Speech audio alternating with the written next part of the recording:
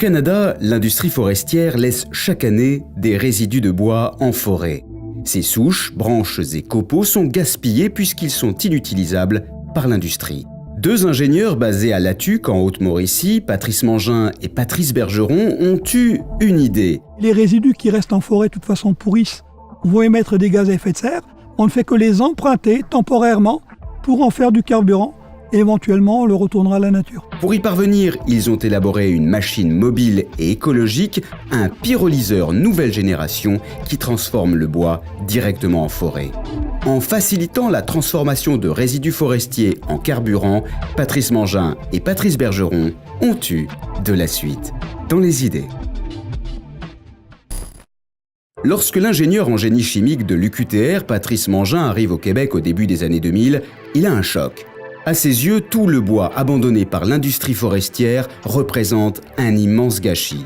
Si on utilise des résidus forestiers de coupe, le bois est de toute façon coupé pour d'autres choses et on peut très bien l'utiliser plutôt que de le laisser pourrir en forêt. Il sait qu'une certaine quantité de biomasse doit rester au sol pour préserver les écosystèmes forestiers. Mais dans ce cas-ci, il y en a trop. Il décide alors de rencontrer l'ingénieur forestier Patrice Bergeron car il a une idée, proposer un moyen de revaloriser ce résidu en carburant. Dans un premier temps, nos deux ingénieurs pensent à des étapes simples pour assurer la transformation du bois en carburant renouvelable. Tout d'abord, collecter le bois, ensuite le transporter vers l'usine, la bioraffinerie, et enfin le transformer en diesel.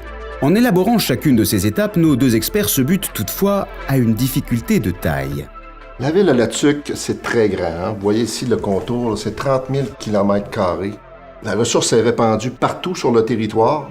Pour les deux ingénieurs, le problème est insurmontable. Il s'avère en effet impossible d'envoyer tous ces résidus à l'usine par camion. Les coûts sont faramineux. Il leur faudrait un appareil qui réduise directement en forêt le volume du bois récolté. C'est là que l'idée de départ rejoint sa solution innovante. Et pour ce faire, ils vont exploiter l'un des atouts majeurs du bois. Celui-ci est en effet composé d'environ 50% d'eau. Il suffit de le chauffer dans certaines conditions spéciales pour le réduire en taille et en volume. C'est ce qu'on appelle la densification énergétique. Et pour y arriver, il faut pyrolyser. Donc sur un principe très connu depuis de fait les Égyptiens, la pyrolyse, on a conçu un nouveau pyrolyseur spécifiquement pour nos besoins. Leur pyrolyseur modifié va en effet plus loin que les engins traditionnels. Élaboré en partenariat avec l'Université Western Ontario, la machine se montre légère et mobile et présente l'avantage de ne rejeter aucune eau acide dans l'environnement. Avec ce pyrolyseur, la matière perd son volume d'eau et se décompose en charbon et en huile. Quant aux acides présents dans la vapeur d'eau, ils sont éliminés en les brûlant à l'aide d'une torchère. Ainsi, une fois la biomasse décomposée directement en forêt sur les lieux de coupe, elle devient plus facilement transportable. Donc au lieu d'avoir 35 camions qui vont venir de la région alimenter, on n'en aura plus que 5. On a donc un gain économique et un gain environnemental à ce niveau-là.